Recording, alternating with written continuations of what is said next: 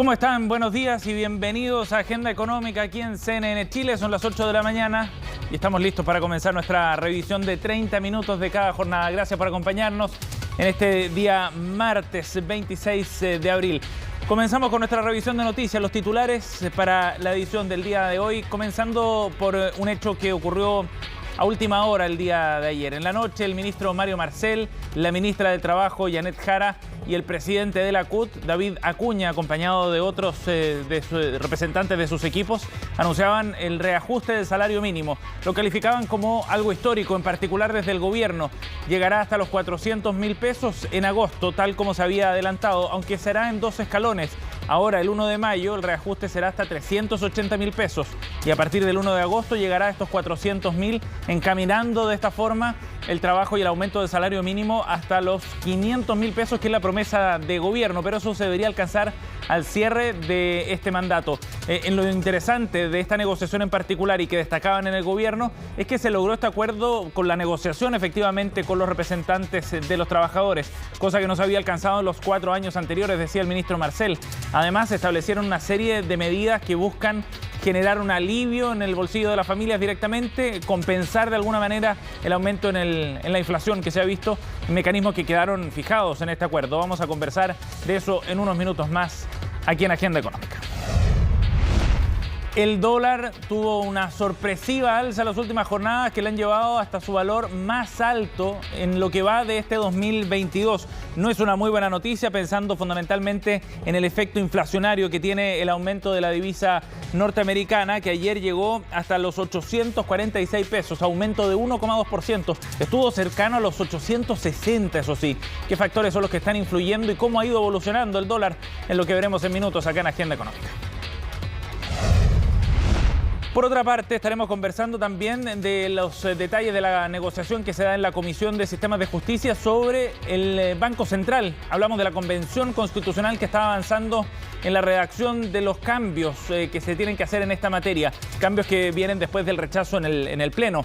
Las propuestas están avanzando en línea de las críticas que se habían planteado, por ejemplo, con la idea de reforzar esta idea de autonomía, el concepto de autonomía del Banco Central y evitar la palabra coordinación entre el banco y el gobierno de turno. Por otra parte, también se aumentan los quórums que se van a exigir en el futuro Congreso para intentar la remoción, aunque de todas maneras permanece la crítica sobre este instrumento que permitiría que un grupo de parlamentarios pueda promover la salida de alguno de sus consejeros. El plazo de duración de las presidencias y de los consejeros es otro de los temas que está en cuestión en este debate. Y por último, en la entrevista del día de hoy, vamos a analizar cuál es la movida detrás del anuncio que ha hecho Elon Musk de comprar Twitter. Ayer fue noticia a nivel mundial, más de 44.000 millones de dólares es lo que pagará el empresario sudafricano para quedarse con la red social.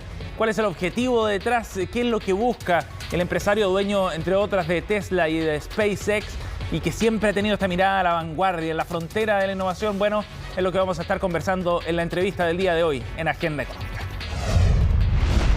Vamos a los datos del mercado para cerrar nuestro resumen de noticias y les contamos cómo parten las bolsas a nivel mundial, en Europa, en Asia, qué señales se dan a esta hora de la mañana. Positivas, afortunadamente, con magnitudes algo distintas, eso sí. En Europa están subiendo en torno a 1 punto porcentual las bolsas, eso muestra el promedio del Eurostoxx, que toma distintos indicadores europeos. Londres subiendo 0,86%, mientras que en Asia los rendimientos fueron algo menores. El Hang Seng subió 0,33% al cierre. Japón, en el Nikkei, tuvo un alza de 0,41%. Ayer, en tanto, el IPSA tuvo una caída bien fuerte, 2,23%, en un día de caídas fuertes en las bolsas a nivel internacional, mientras que, como les decíamos, el dólar cerró en 846 pesos. Bien, partamos revisando entonces, 8:04, los anuncios que se hicieron ayer por la noche tras el cierre de las negociaciones entre el gobierno y la CUT para llegar a una propuesta de salario mínimo. Recordemos que esto es un proyecto que tiene que ir al Congreso, donde se va a discutir este tema, pero la propuesta es bien importante y va en línea con lo que se había adelantado hasta ahora.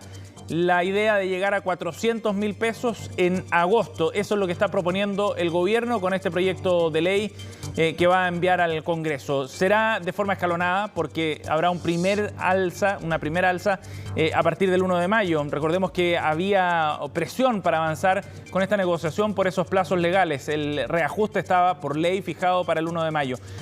Pues bien, se avanzó también con el segundo paso para ir encaminando el salario mínimo hacia los 500.000 pesos, que es la promesa que adquirió el presidente Gabriel Boric en campaña. Y ese paso se va a dar en agosto cuando llegue a 400.000 pesos.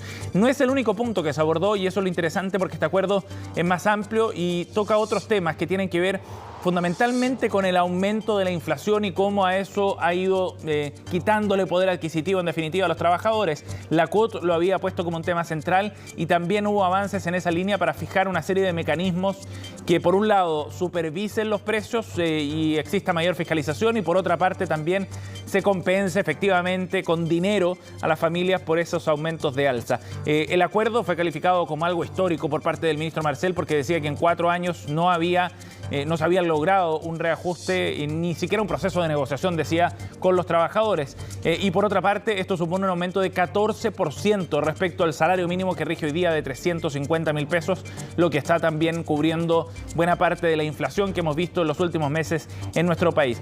Escuchemos al ministro Mario Marcel, ministro de Hacienda, refiriéndose al proceso de alza, cómo se va a implementar este mecanismo, los detalles los entrega el secretario de Estado. A contar del 1 de mayo próximo se incrementará el ingreso mínimo mensual a 380.000 pesos y a continuación, a contar del 1 de agosto de este año, se incrementará hasta 400.000 pesos.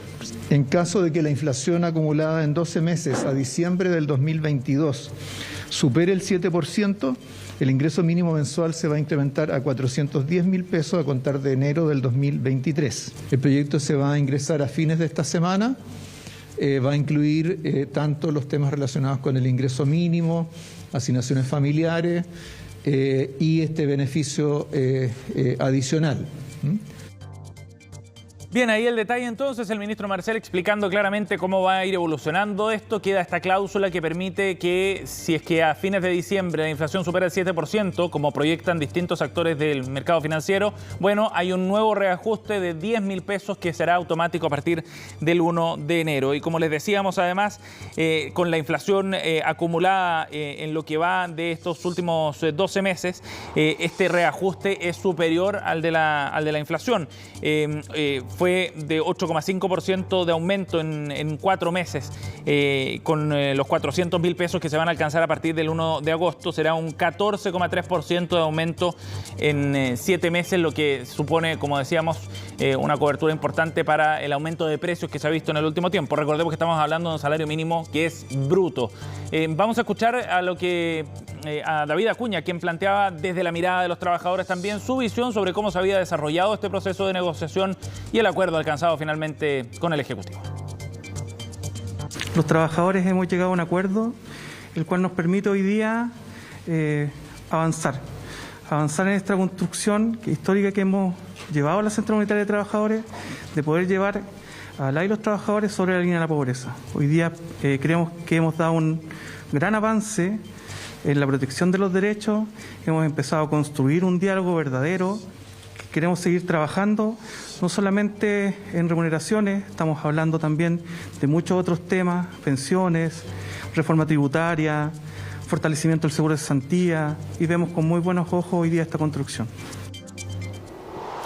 Bien, ahí entonces el visto bueno de parte de los trabajadores. Hay que esperar las reacciones también de las pequeñas y medianas empresas, porque si bien queda establecido un apoyo de parte del Estado, de todas maneras no está claro de qué manera se va a implementar, con qué plazos, cuál va a ser la gradualidad también para que las empresas que son más pequeñas y que tienen menos espalda puedan hacer frente a este aumento de salario mínimo.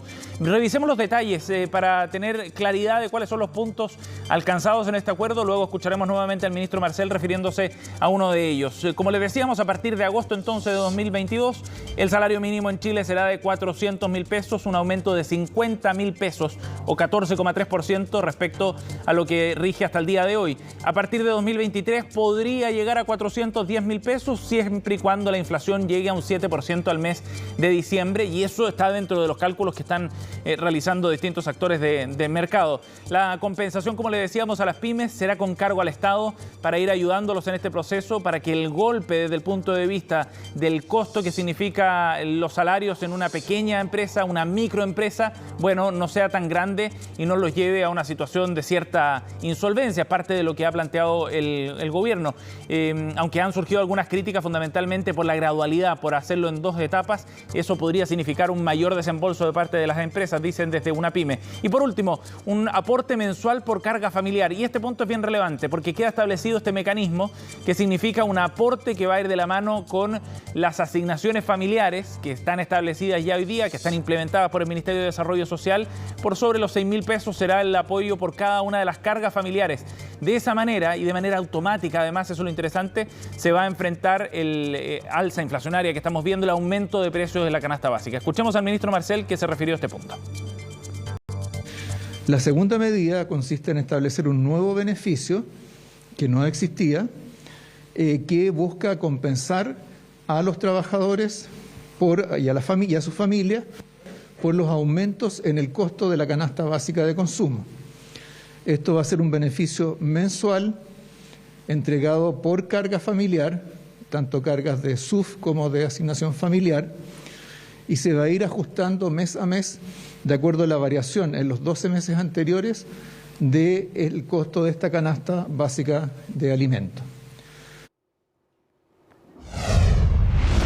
8:11 minutos. Vamos a ir a otro tema para hablar del precio del dólar, que ha seguido subiendo con mucha fuerza. Llegó a su valor más alto, de hecho, desde comienzos de este año, superando los 846 pesos.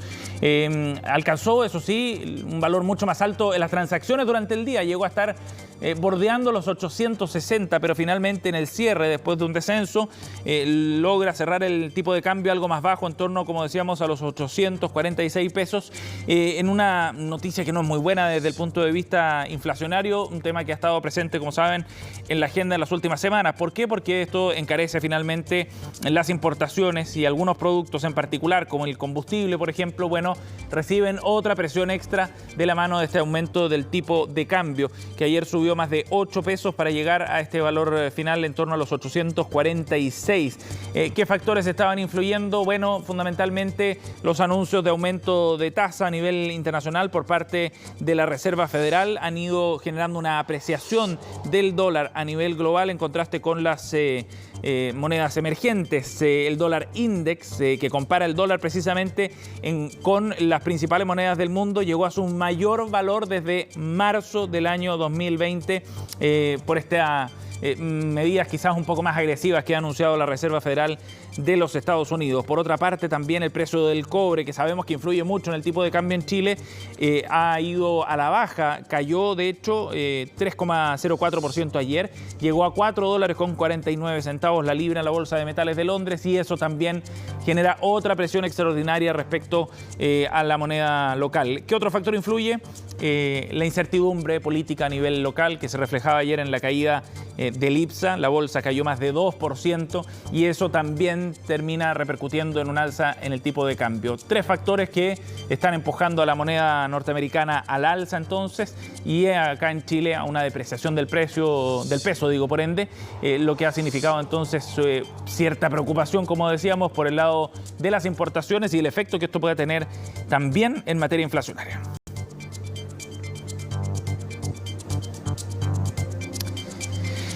Bien, y vamos a ir a otro tema para hablar de lo que está ocurriendo en el sector minero, donde hay preocupación fundamentalmente por lo que se ha anunciado en relación al proyecto minero Los Bronces, porque se rechazó finalmente uno de los planes que tenía Anglo American para poder ampliar este yacimiento de Los Bronces. Fue el Servicio de Evaluación Ambiental el que finalmente tendrá que pronunciarse sobre el proyecto Los Bronces integrado. El escenario no aparece muy favorable, eso sí, sí para esta iniciativa que está en medio de la cordillera de los Andes, porque el viernes el servicio emitió el informe consolidado de evaluación ambiental y recomienda rechazar este proyecto. La inversión es millonaria, son 3.000 millones de dólares los que están en juego y que buscan fundamentalmente extender la vida útil de los bronces. Anglo American dice que el informe que propone este rechazo no ha considerado las mitigaciones que ha presentado la empresa y de esa forma entonces sería errada la visión que está planteando el servicio. Se presentaron las medidas, dicen desde Anglo American, que fueron formalmente aceptadas en el expediente, pero que no fueron tomadas en cuenta por el informe del Servicio de Evaluación Ambiental, lo que evidentemente genera un cambio en el panorama, dicen desde la minera. Por otra parte, el punto que encendía cierta preocupación dentro de la compañía tiene que ver con una supuesta falta de información suficiente en el proceso de evaluación, que es lo que esperan corregir luego cuando se tenga que pronunciar con la palabra definitiva ya el Servicio de Evaluación Ambiental, que va a dictaminar si es que es posible o no continuar con este proceso de expansión del yacimiento Los Bronces. Hay 23 de los 25 servicios evaluadores que mostraron su conformidad con el proyecto, dicen desde la compañía, y eso debería darle cierta luz verde al avance de esta iniciativa. De todas maneras, habrá que ver qué es lo que resuelve la instancia final y si es que hay otras de apelación más adelante también para el desarrollo de este millonario proyecto por más de 3.000 millones de dólares en inversión para la ampliación del proyecto Los Bronces.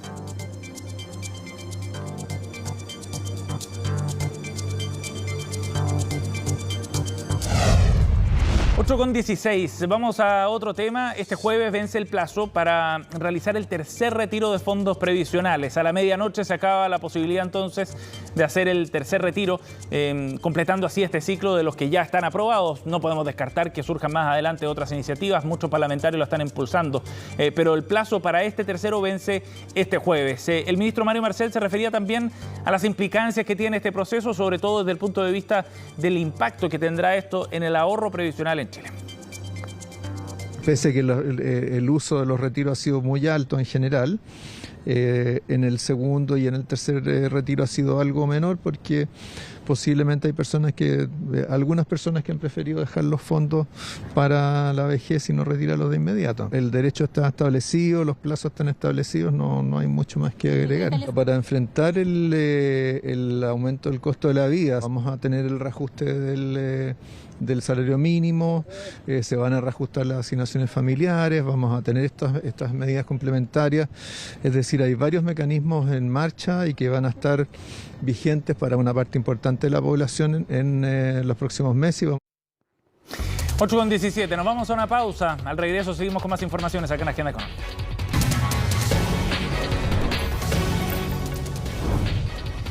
Bien, ya estamos de vuelta en nuestros titulares. Les contábamos que la noticia mundial, la noticia que ayer marcaba agenda a nivel internacional, más allá por supuesto de temas urgentes como la guerra de Ucrania, tenía que ver con este señor, Elon Musk, que será el dueño de Twitter a partir de ahora. Ha decidido pagar 44.000 millones de dólares para quedarse con esta red social y de esa manera llevar adelante los planes que tenga para ella, para esta empresa, que él ha definido de todas maneras como parte importante, se entiende así de sus declaraciones, para fortalecer la libertad de expresión. Bueno, vamos a analizar qué es lo que está detrás realmente del anuncio hecho por Elon Musk. Estamos para eso con el periodista y académico Alejandro Alaluf. Gracias por estar con nosotros, Alejandro, bienvenido. Hola, Seba, buenos días, gusto saludarte. Igualmente, gracias por conversar con nosotros. Alejandro, ¿qué está detrás de esta movida de Elon Musk? Un hombre que ha estado vinculado al mundo del desarrollo automotor, de los viajes al espacio incluso también. ¿Por qué quiere comprar Twitter? Bueno, claro, estamos hablando efectivamente del hombre más rico del mundo y que además se ha transformado en una especie como de mogul de la tecnología, ¿no es cierto? Abarcando distintos estratos de lo que es la industria tecnológica, como bien dijiste, desde los viajes al espacio hasta carreteras subterráneas, ¿no es cierto? Internet satelital, etcétera, etcétera. ¿Por qué quiso comprar Twitter Elon Musk? Yo te diría personalmente que creo que fue un capricho. Un capricho porque Elon Musk evidentemente está para cosas bastante más grandes que estar a cargo de una red social. Y porque además Elon Musk, desde que se sumó a Twitter el año 2009, siempre ha mantenido una relación amor-odio con la plataforma. Ajá. Recordemos que si bien Twitter no es hoy la plataforma más popular o la que genera más engagement hoy en día, para eso están todavía Facebook e Instagram, Twitter todavía tiene un valor que es único, creo yo, dentro de las redes sociales, que tiene que ver con la influencia y el poder que tiene respecto a grandes líderes, Ajá. presidentes, líderes globales en general, celebridades también, han ocupado Twitter no solamente como una plataforma de comunicación, sino que derechamente como un canal de relacionamiento respecto a los que hacen en sus gobiernos, por ejemplo. No es inusual, por ejemplo, entender y ver que distintas autoridades realizan noticias, despidos, anuncios por Twitter antes que por canales oficiales. Entonces Twitter, como te digo, aún mantiene todavía ese estatus como de red social comunicacional noticiosa. Alejandro, yo creo que en ese sentido... Y en ese sentido, entonces, ¿tú crees que Elon Musk está viendo ahí un valor importante? ¿Eso forma parte del amor o del odio que le tiene Musk a esta red social, como decías tú? Ambas cosas. Se sabe que Elon Musk tanto ama como odia Twitter. De hecho, el origen de la compra tiene que ver con un posteo que él hizo en el año 2017, donde dijo, amo Twitter. Y alguien le respondió, ¿por qué no lo compras? Y él le responde de vuelta simplemente, ¿cuánto vale? Y ahí comenzó toda esta carrera, digamos, hasta el día de hoy, donde después de comprar un paquete mayoritario de acciones, ¿no es cierto?, hace un par de semanas, lo que lo transformó en el accionista mayoritario, y posteriormente declinar la entrada al directorio de Twitter, finalmente Elon Musk hizo esta compra hostil por $44 millones, donde finalmente se transforma en el dueño. Claro. ¿Qué va a hacer al respecto? Eso. Aún es un misterio, pero lo que ha manifestado Elon Musk hasta ahora tiene que ver justamente con hacer desaparecer un poco la gran toxicidad que existe hoy en día en Twitter. Eso no es un misterio para nadie, cualquier persona que sea usuaria lo puede ver y puede percibir. Twitter efectivamente se ha transformado últimamente en una cloaca donde la gente puede opinar sin ningún tipo de filtro y, bueno, se producen las clásicas rencillas y roces que hemos conocido todos quienes estamos ahí.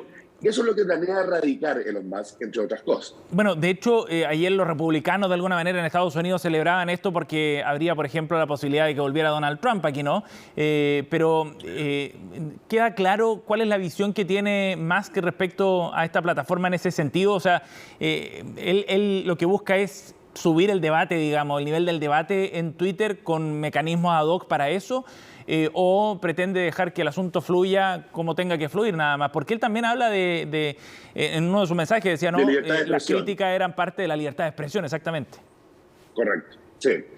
Sí, efectivamente hay un tema respecto a Twitter que obviamente se hizo mucho más patente durante la época en donde Donald Trump fue presidente de los Estados Unidos, y él, que sabemos también es un gran usuario de Twitter, comunicaba todo lo que hacía y pensaba a través de esa red social. Finalmente también se transformó, a partir de sus declaraciones, sus posteos, lo que pasó en la Casa Blanca en enero antes de dejar el poder, tiene que ver justamente con que fue el primer líder global, ¿no es cierto?, que fue baneado por Twitter a partir de sus declaraciones. Entonces lo que pretende Elon Musk, entre otras cosas, es también reinstaurar esa especie de libertad de expresión que él siente se ha visto un poquito acorralada, un poco con todas estas protocolos que tiene Twitter, y eso ha hecho que efectivamente tanto republicanos como políticos y activistas más extremos de la derecha norteamericana estén muy contentos porque ven que eso es una posible vuelta a Twitter, a pesar de que Donald Trump ha manifestado que no tiene intenciones de volver a Twitter porque él tiene su propia red social, claro, que es The Truth Media, y que hoy por hoy, digamos, está absolutamente inerte e inexistente. Sí. Alejandro, existe la máquina, pero está totalmente no existe. Oye, Alejandro, ¿y esto puede tener repercusiones respecto a la industria de las redes sociales, en particular los competidores? Me imagino que estarán viendo esto con atención, aunque no haya muchos cambios, digamos, a corto plazo, pero en la mirada estratégica, ¿tú crees que esto puede tener repercusiones? Bueno, por lo pronto esto creo que es lo mejor que le pudo haber pasado a Twitter. Tanto su CEO como el mismo Jack Dorsey, uno de sus cofundadores, ha dicho que si bien no están tan de acuerdo que una persona privada sea el dueño de una red social, sí creen que el hecho de que Donald Musk tome las riendas de Twitter va a ser algo positivo a la larga. Ahora, en términos de ruido y marketing, para lo que se refiere a Twitter, yo creo que sí va a ser un beneficio, principalmente en lo que se refiere a captar mayores cantidad de usuarios. Hoy por hoy, Twitter está muy por debajo de las métricas de Facebook e Instagram o TikTok, por ejemplo, con poco más de 210 millones de usuarios activos. Instagram, por ejemplo, tiene 1.2 millones de usuarios activos y Facebook, ¿para qué decir? 3.000 millones de usuarios activos. Entonces, la masa crítica que tiene Twitter es muy pequeña en relación a las otras redes. Así que creo que más que nada, por el lado más bien político y toda esa esfera, no creo que Twitter crezca mucho más de lo que está actualmente. Bien. Alejandro, muchísimas gracias por tu tiempo para analizar esta movida, uno de los negocios del año, seguro. Gracias por el contacto. Sin duda. Un placer, Seba, que estés muy bien. Un abrazo. Buen día. Chao.